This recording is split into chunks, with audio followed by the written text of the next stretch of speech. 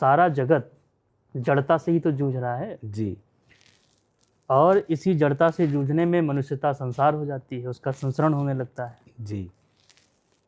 जड़ता सिर्फ बाहर की दुनिया में नहीं है, जड़ता भीतर भी तो है।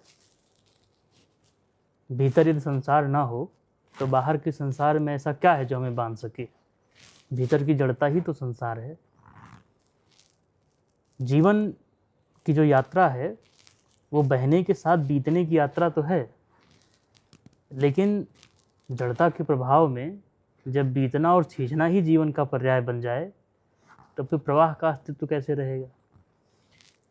अपने इसी जड़ता से निकलने के लिए मनुष्य को स्वस्वरूप संधान करना होता है। यही जड़ता से मुक्ति पाने का सूत्र है और स्वस्वरूप संधान योग से ही संभव है। योग सिर्फ ब्रह्म और जीव का ही अभेद नहीं है, देह और आत्म का ही अभेद नहीं है, इस वस्तुतः जगत और तत्वतः आत्म का के अभेद का ही विषय नहीं है। योग तो स्वसंधान की प्रेरणा है, योग तो स्वसंधान का बोध है। और जब हम उसके माध्यम से योग करने लगते हैं तो बाहर अभ्यासों और आसनों का योग चलता है, भीतर संधान का योग चलता है। भीतर की जड़ता शिथिल होती है, बाहर की जड़ता शिथिल होती है। जी। बहुत बाहरी स्तर पर भी देखें तो अलग अलग आकारों पे, अलग अलग ज्यामितीय स्वरूपों पर जड़ता का असर अलग अलग होता है। जैसे कोई चौकोर पहिया हो, उस पर धरती की जड़ता ज़्यादा काम करेगी। पहिया गोल हो जाए तो बड़े सरलता से बह चलता है। ऐसे ही बहुत सारे ज्यामितीय स्वरूप जो जड़ता के प्रभाव में विकृत होते हैं, यदि उन्हें योग के माध्यम से संयोजित कर लिया जाए तो जड़ता का प्रभाव उस पर कम से कम हो जाएगा। यहाँ जड़ता का नाश नहीं करना है, शून्य नहीं करना है, क्योंकि स्थिर होने के लिए, तल पे बने रहने के लिए भी जड़त तो जरूरी है जी। लेकिन वो गति का निरोध ना बन जाए, प्रवाह का निषेध ना बन जाए, ये भी ध्यान रखना जरूरी है। तो ऐसी ज्यामितीय संरचनाएं जब बाहर और भीतर दोनों बनती हैं तो भीतर की भी जड़ता शिथिल पड़ती है, बाहर की जड़ता भी शिथिल पड़ती है। और यहाँ जड़ता से मुक्ति दिलाने में योग सबसे बड़ी भूमिका निभाता है। देवी भागवत का एक सूत्र है, वो कहता है कि कहाँ है योग? किसी आकाश के पृष्ठ पर या धरती या भूतल पे तो कहीं ऐसे योग तो दिखता नहीं किसी रूप में। तो ब्रह्म और एक का जो बोध है, जो हमारे भीतर उतर जाए, वही योग है। तो उस योग को प्राप्त करने के लिए बाहरी जड़ता से भी निजात पाना है और भीतर की जड़ की जड़ता से मुक्त पाना है। जी। इसीलिए महावीर ने भी भावना योग का आह्वान किया। जी। कृष्ण ने भी जब समत्व, जिस समत्व को योग कहा, वो समत्व कैसे प्राप्त होगा? जब स्व की संवेदना जड़ता की संकीर्णता से मुक्त होकर के प्रसार पाते हुए सर्व में जाके निहित हो जाए, स्व की असीम सत्ता ही सर्व हो जाए, वही योग घटित होता है समत्व में। तो जैसे हम लोग योग पे चर्चा कर रहे थे और ये हम सबका सौभाग्य है कि इस समय के एक अनूठे योगी पूज्य अरुण योगी जी के माध्यम से चर्चा प्रसूत हुई, जी। आपकी प्रेरणा से प्रसूत हुई। और कल तो आपको झारखंड के महामहिम राज्यपाल को भी अपनी क्रियाएं सिखानी हैं, जिन क्रियाओं के लिए आप कहते हैं कि वो सूक्ष्म हैं लेकिन सम्यक है। तो वास्तव में पूरा योग ही सूक्ष्म है, लेकिन इस जीवन को समग्रता और सम्यकता में जीने के लिए वो बहुत आवश्यक है। यहाँ आकार में जितना विराट होता है उसका सत्य उतना ही न्यून होता है, लेकिन जो सत्य जितना विराट होता है वो आकार में उतना न्यून होता है।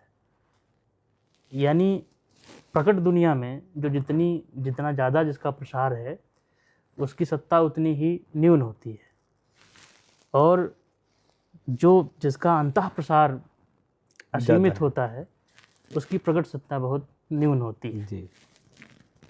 तो ऐसे ही आपकी वो ब्रह्म क्रिया जो 3.5 मिनट में आप कराते हैं, तो उसका प्रगट में तो बहुत छोटा सा, बड़े अंशकालिक, बड़ी अल्पकालिक, अल्पावधि है, लेकिन उसका जो अंतः प्रसार है उसकी कोई सीमा ही नहीं है। उसका काल गणना और बाकी किसी भी इकाई में उसकी गणना संभव ही नहीं है। तो इसका श्रेय आपको कि आपके माध्यम से ये चर्चा यहाँ प्रसूत हुई और गुप्ता जी के धैर्य से जो है इसको पूरा स्वरूप दिया गया। कल अंतर्राष्ट्रीय योग दिवस है और ये वीडियो बना रहे युवा योगी शिवांग जी का जन्म दिवस भी है। उनको हमारी बहुत सारी स्वस्थ कामनाएं। स्वस्थ वह पाराय तमसा परस्तात्। नारायण। इस शुभ अवसर पर हम सुन रहे थे धर्म आध्यात्म दर्शन के प्रचेता डॉक्टर ओम प्रकाश जी महाराज को।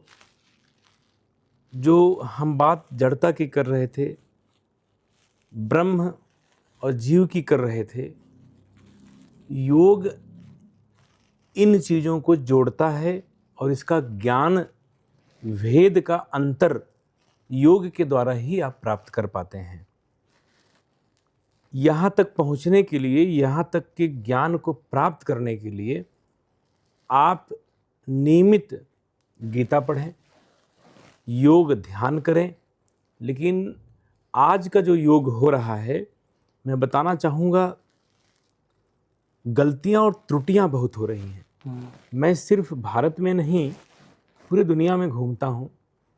अमेरिका साइंस का देश कहा जाता है। यूरोप में नॉर्डिक कंट्री में चले जाएं तो वो भी नियमित नए आविष्कार हो रहे हैं और उनके साइंस पर ही आधुनिकता सारी टिकी हुई है।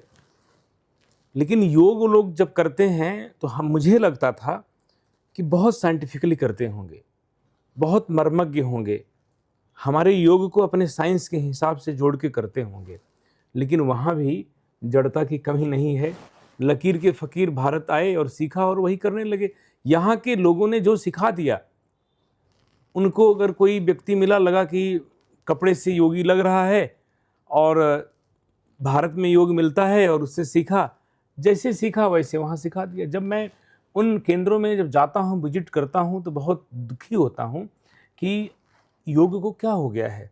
घंटे योग कर रहे हैं, कोई लाभ नहीं, कोई परिणाम नहीं, और नाम ऐसा ऐसा वहाँ अलग डाल दिया है कि आप कल्पना भी नहीं कर सकते हैं। तो मैं कोशिश करता हूँ कि आज के युग के साथ योग को जोड़ें। और जो महाराज जी ने भी कहा कि उस सूक्ष्मता को समझें और अपने स्वस्वरूप संधान की बात तक हम पहुँचें। पहले वहाँ तक पहुँचना तो है, लक्ष्य तो वही है, लेकिन लक्ष्य से हम भटक गए हैं।